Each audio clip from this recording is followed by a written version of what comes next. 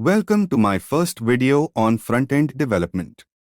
In this video, I will be introducing the basics of what front-end development is and why it's important.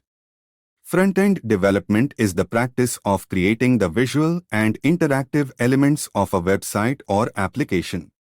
It's what allows users to see and interact with the content on a website or application.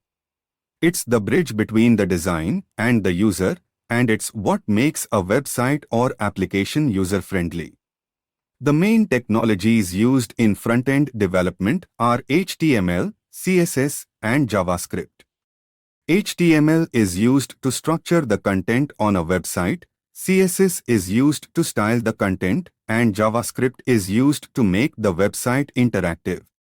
One of the most important aspects of front-end development is creating a responsive design, which means that the website or application should look and function well on different devices, such as desktops, laptops, tablets, and smartphones. This is important because more and more people are accessing the internet through their mobile devices. Other important aspects of front-end development include creating accessible and user-friendly websites and applications, as well as optimizing website performance for faster loading times.